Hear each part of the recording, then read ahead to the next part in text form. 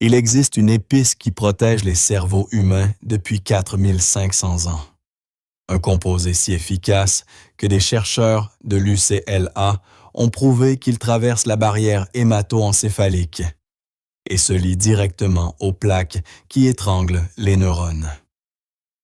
En 2018, un essai clinique a montré qu'il améliorait la mémoire de 28% et réduisait visiblement la pathologie d'Alzheimer sur les scanners cérébraux. Et l'establishment médical l'a déclaré comme étant un récit de mise en garde. Ils ont mené un essai raté avec une formulation non absorbable et sont passés à autre chose. La science n'a jamais cessé de fonctionner. Ils ont simplement cessé de chercher. L'archive s'ouvre en 1991 dans un groupe de 28 villages à 30 km de New Delhi. Jay Chandra occupait 2 postes qui lui donnaient un point de vue unique. En tant que médecin et épidémiologiste à l'Université de Pittsburgh, il comprenait comment les Américains vieillissaient. En tant que chercheur au Centre de recherche sur le vieillissement à New Delhi, il comprenait comment les Indiens le faisaient. Et quelque chose dans les chiffres ne correspondait pas. La région s'appelait Balabar, un bloc agricole dans le district de Faridabad. Haryana, des routes poussiéreuses, des familles d'agriculteurs, des parents âgés vivant avec leurs enfants et non entreposés dans des établissements. Chandra et son équipe ont recruté 5126 individus âgés de 55 ans et plus. Ils ont développé des instruments dont les chercheurs occidentaux n'avaient jamais eu besoin. L'examen de l'état mental en hindi adapté pour les locuteurs hindi analphabètes, l'échelle de capacité quotidienne pour l'Inde, conçue pour mesurer la fonction chez des personnes qui n'avaient jamais fait de chèque ni utilisé de téléphone. Ce qu'ils ont trouvé au cours des 8 années suivantes allait remodeler une question qui hantait la recherche sur Alzheimer depuis des décennies. Chez les adultes de 65 ans et plus, la prévalence d'Alzheimer ne mesurait que 0,7%. L'équipe a comparé ces données à la vallée de Monongahela, en Pennsylvanie, une communauté ouvrière similaire avec une distribution d'âge similaire. Le taux d'incidence américain était de 17,5 pour 1000 personnes années. Le taux indien était de 4,7 pour 1000 personnes années, soit près de 4 fois moins. Ce n'était pas une anomalie statistique.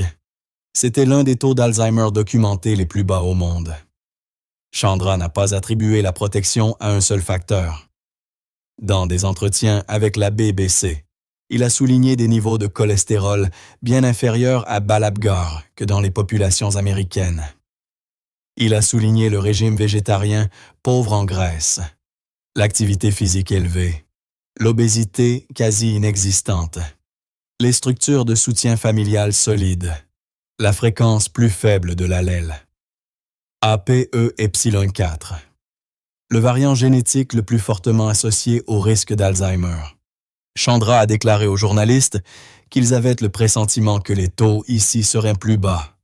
Il a dit que tout cela mène à un corps heureux et un esprit heureux et, espérons-le, un cerveau heureux.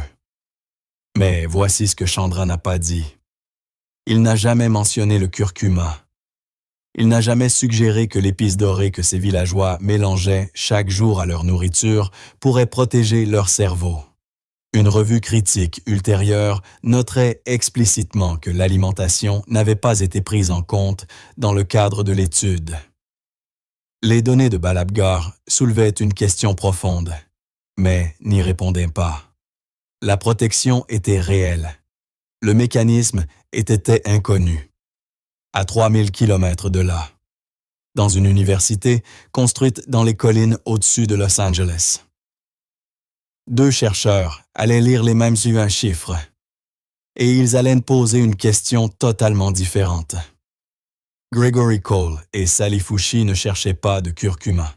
Ils cherchaient un composé qui pourrait faire ce qu'aucun médicament contre Alzheimer n'avait jamais fait attaquer la maladie sous plusieurs angles à la fois. Cole était professeur de médecine et de neurologie à l'UCLA et directeur associé du centre Alzheimer. Fauci était professeure résidente au département de neurologie. Ensemble, ils avaient passé des années à étudier Alzheimer à travers un prisme spécifique, les dommages oxydatifs et l'inflammation. Deux processus qui s'accélèrent avec l'âge. Deux processus impliqués dans presque toutes les maladies neurodégénératives. La plupart des médicaments contre Alzheimer ciblaient une seule voie, réduire l'inflammation ou éliminer les plaques amyloïdes ou protéger contre l'oxydation. Un mécanisme, un médicament, un espoir que cela suffirait. Cole et Fucci voulaient quelque chose de différent. Ils cherchaient un des composés capables de frapper plusieurs cibles simultanément. Et dans cette recherche, la curcumine, le principal composé actif du curcuma, a attiré leur attention. Elle était anti-inflammatoire. Elle était antioxydante. Et des recherches émergentes suggéraient qu'elle pourrait également être anti-amyloïde, capable d'interférer avec les agrégats de protéines qui étranglent les neurones dans les cerveaux atteints d'Alzheimer. Cole décrira plus tard ce moment à Chemical and Engineering News. Il a dit qu'ils avaient pensé « Wow! Non seulement la curcumine est un antioxydant et un anti-inflammatoire, mais elle pourrait aussi être un médicament anti-amyloïde. 3 mécanismes dans un seul composé. Et contrairement aux produits pharmaceutiques synthétiques. Ce composé avait un historique de sécurité de 4500 ans. Des résidus de curcuma avaient été trouvés dans des pots de cuisine et des dents humaines à Farmana, en Inde, datés de 2500 avant Jésus-Christ à 2000 avant Jésus-Christ. Des milliards de personnes l'avaient consommé. Le profil de sécurité n'était pas théorique. L'étude de Balabgar n'avait pas examiné l'alimentation, mais Cole et Fucci savaient ce que les Indiens mangeaient. Ils savaient que le curcuma apparaissait dans presque chaque repas. Et ils ont commencé à se demander si la protection que Chandra avait documentée ne se cachait pas à la vue de tous dans la poudre dorée qui jaunissait le curry. Fucci aurait commencé à manger du curry 4 fois par semaine. Mais la conviction personnelle n'est pas de la science. La science exige des preuves. En 2000, un Fucci a fait une prédiction qui mettrait près de 2 décennies à être confirmée. Elle a dit qu'il croyait que la curcumine ferait 3 choses importantes, déclencher l'élimination de l'amyloïde déjà présent. Inverser les dommages oxydatifs contribuant à la perte de mémoire et réduire les substances toxiques associées à l'inflammation chronique. Les prédictions sont faciles. La preuve nécessite des souris, puis des humains, puis quelque chose que personne n'avait anticipé, résoudre un problème caché à l'intérieur de la molécule elle-même. L'article apparut dans le Journal of Neuroscience le 1er novembre 2001. Le titre était clinique « La curcumine, une épice du curry, réduit les dommages oxydatifs et la pathologie amyloïde chez une souris transgénique Alzheimer ». Les implications ne l'éteignent pas. L'équipe de recherche, Lim, Chu, Yang, Beach, Fucci et Cole avaient fait quelque chose qui n'avait jamais été démontré. Ils avaient nourri à la curcumine des souris génétiquement modifiées pour développer la pathologie d'Alzheimer et la pathologie avait reculé. Les dommages oxydatifs ont diminué. Les plaques amyloïdes ont diminué. Dans un cerveau de souris, la curcumine fonctionnait. Mais il y avait un problème que personne n'avait résolu. La barrière hémato-encéphalique, l'une des frontières les plus protégées du corps humain, empêche la plupart des molécules de pénétrer dans le cerveau. C'est protecteur. Cela maintient les toxines et les agents pathogènes à l'écart. Mais cela rend également l'administration de médicaments presque impossible si la curcumine ne pouvait pas traverser cette barrière. Les résultats sur les souris ne signifiaient rien. En février 2005, l'équipe a publié sa réponse dans le Journal of Biological Chemistry. Ils ont injecté de la curcumine directement dans l'artère carotide de vieilles souris transgéniques. Puis ils ont examiné les cerveaux sous imagerie fluorescente. Les souris traitées montraient des plaques brillamment marquées. Les témoins non traités n'en montraient aucune. La curcumine avait traversé la barrière hémato-encéphalique et elle ne s'était pas contentée de passer à travers. Elle s'était liée directement aux plaques amyloïdes elles-mêmes. Les chercheurs pouvaient la voir briller là où les plaques existaient. Considérez la barrière hémato-encéphalique comme un videur dans un club exclusif. La plupart des médicaments sont refoulés à la porte. La curcumine est entrée, a trouvé les fauteurs de troubles et s'est collée à eux comme un colorant de traçage. Les chiffres mécanistes étaient tout aussi frappants. La curcumine inhibait l'agrégation de l'amyloïde bêta avec une IC50 de 0,8 micromolaire. Elle désagrégeait les fibrilles existantes avec une IC50 de 1 micromolaire. Elle ne se contentait pas de prévenir les dommages. Elle les inversait. Les souris étaient protégées. Le mécanisme était prouvé. La barrière était franchie. Tout pointait vers l'une des percées les plus importantes sur Alzheimer depuis des décennies. Puis vinrent les essais sur l'homme et tout s'effondra. L'année était 2012. John Ringman, un neurologue à l'UCLA, menait le premier essai humain majeur. 36 personnes atteintes de la maladie d'Alzheimer, légère à modérée, ont pris du complexe C3 de curcumine, un extrait standardisé à des doses de 2 ou 4 grammes par jour pendant 24 semaines. L'équipe qui avait prouvé que la curcumine fonctionnait chez les souris était sur le point de prouver qu'elle fonctionnait chez les humains. Le résultat de l'essai fut dévastateur. Ils ont rapporté qu'ils n'étaient pas en mesure de démontrer des preuves cliniques ou biochimiques d'efficacité. Aucune amélioration. Aucun ralentissement du déclin. Rien. Mais enfoui dans les données se trouvait une découverte qui expliquait tout. Les taux de curcumine plasmatique n'atteignaient que 7,32 nanogrammes par millilitre. Presque rien n'était parvenu dans le flux sanguin. La curcumine qu'ils avaient donnée aux patients était à peine absorbée. La molécule qui avait traversé la barrière hémato-encéphalique chez les souris n'atteignait jamais le sang chez les humains. La curcumine standard, s'est-il avéré, est biodisponible à moins de 1%. Environ 75% sont excrétés dans les selles. La demi-vie chez l'homme est de moins de 5 minutes. Après avoir consommé 2 grammes de curcumine seule, les taux sériques sont soit indétectables, soit très bas. Le composé fonctionnait, l'administration ne fonctionnait pas. Et puis vint le coup de grâce.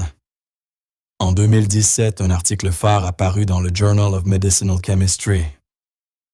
Nelson, Walters et Pauly ont classé la curcumine comme un composé PINES, un composé d'interférence avec les essais Panacea, et un AMPAS, une panacée métabolique invalide. Ils ont soutenu que la curcumine provoquait des faux positifs dans les tests de laboratoire par interférence fluorescente et liaisons protéiques non spécifiques. Ils ont noté qu'aucun essai clinique de la curcumine en double aveugle et contrôlé par placebo n'avait réussi. Ils ont cité au moins 15 rétractations depuis 2009. Michael Walter de l'Université du Minnesota a rendu le verdict. La curcumine est un récit de mise en garde. La communauté des chercheurs est passée à autre chose. Mais les raisons de l'abandon n'étaient pas purement scientifiques. Considérez l'aspect économique. La curcumine ne peut pas être brevetée. C'est un composé naturel, avec 4500 ans d'utilisation documentée. L'approbation d'un médicament par la FDA coûte entre 1 et 2,6 milliards, avec un calendrier de 10 à 15 ans.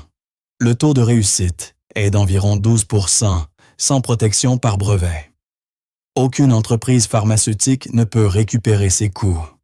Le marché des médicaments contre la maladie d'Alzheimer en 2024 était évalué entre 5 et 8 milliards et devrait atteindre 13 à 32 milliards d'ici 2033. Le marché entier des compléments de curcumine valait environ 93 à 127 millions de dollars. Ils ont mené un essai raté avec une formulation non absorbable et ont déclaré la recherche comme étant une impasse. Ils ont cité la critique des pairs pour écarter des décennies de travail mécanistique. Ils ont financé plus de 150 millions de dollars en recherche fondamentale au National Institutes of Health. Mais la majeure partie est allée à des études de laboratoire, pas à des essais de phase 3 avec des formulations biodisponibles. Ils sont passés aux médicaments synthétiques brevetable, alors que la solution restait cachée à la vue de tous. Une équipe de recherche ne s'est pas résignée. Ils ont posé une question différente. Et si la molécule était de la bonne, mais que l'administration était de la mauvaise, Gary Small étudiait la mémoire et le vieillissement à l'UCLA depuis des décennies, en tant que directeur du Centre de longévité.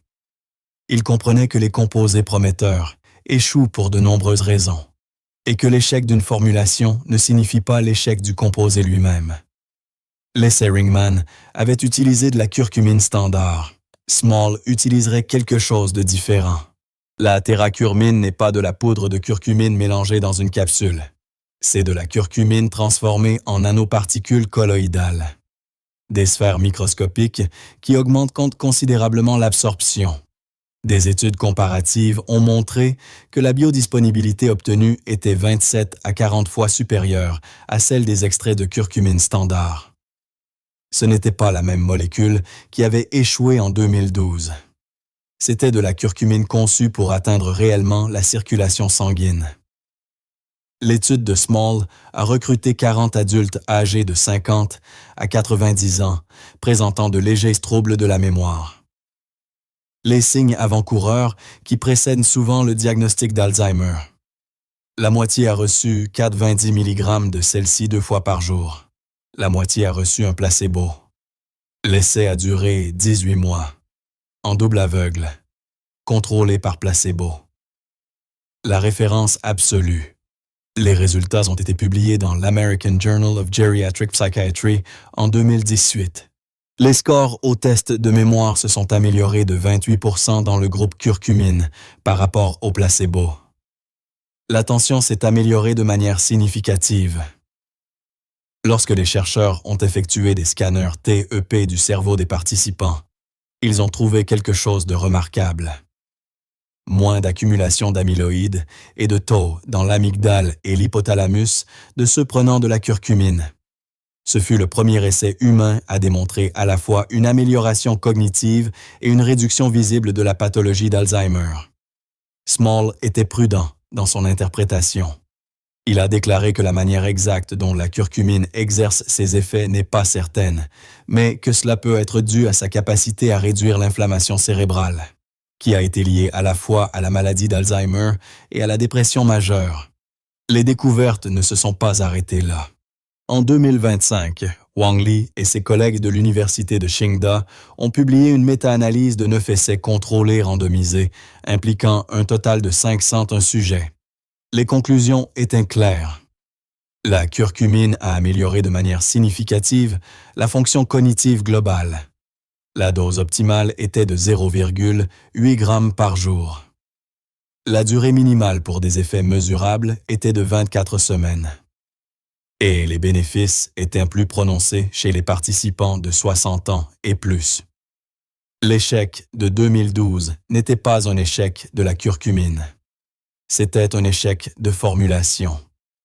Lorsque les chercheurs ont résolu le problème d'administration, la promesse qui avait vacillé dans les cerveaux de souris pendant 2 décennies s'est enfin enflammée dans les cerveaux humains.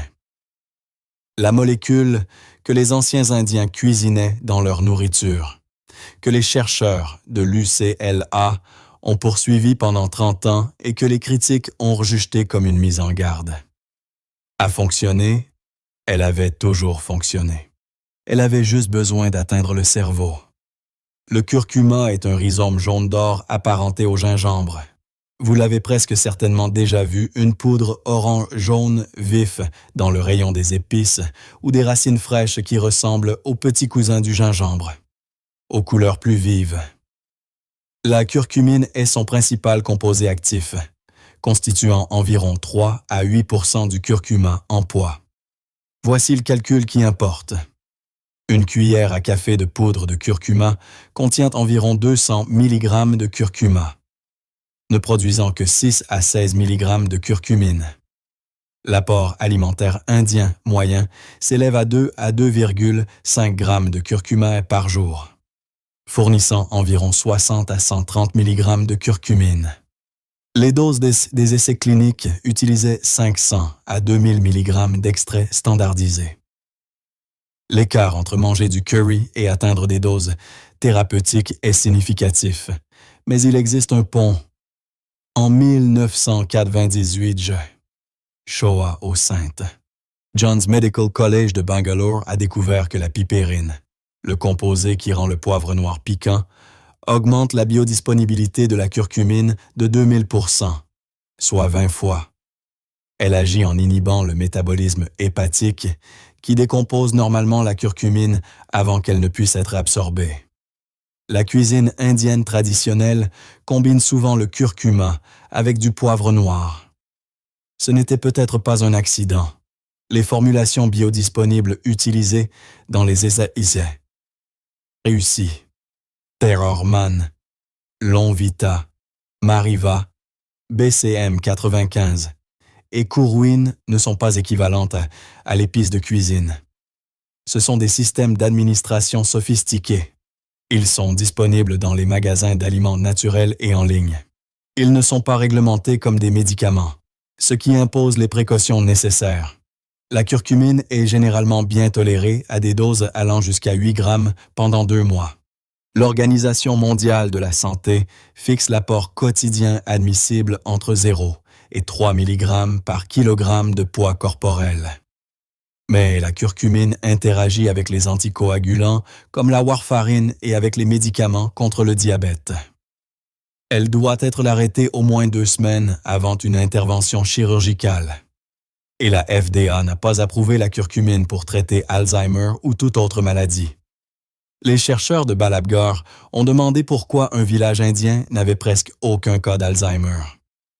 Ils n'ont jamais soupçonné le curcuma. Les chercheurs de l'UCLA l'ont fait. Ils ont prouvé que la curcumine fonctionnait chez les souris, puis l'ont vu échouer chez les humains, puis ont découvert que l'échec résidait dans l'administration, pas dans la chimie. En 2018, le problème d'administration a été résolu. La mémoire s'est améliorée. Les plaques cérébrales ont rétréci. La science n'est pas cachée. Les formulations existent. La recherche est publiée. Ce qui manquait était de la connexion entre une étude de village en 1998, une étude sur les souris en 2001, un essai raté en 2012 et une percée en 2018. Maintenant, vous l'avez. La vidéo suivante explore un autre composé caché à la vue de tous. Un composé qui fonctionne par un mécanisme complètement différent, que les mêmes chercheurs de l'UCLA ont commencé à étudier. Abonnez-vous pour suivre la science avant qu'elle ne disparaisse dans une autre explication satisfaisante sur la raison pour laquelle nous ne devrions pas prendre la peine de chercher.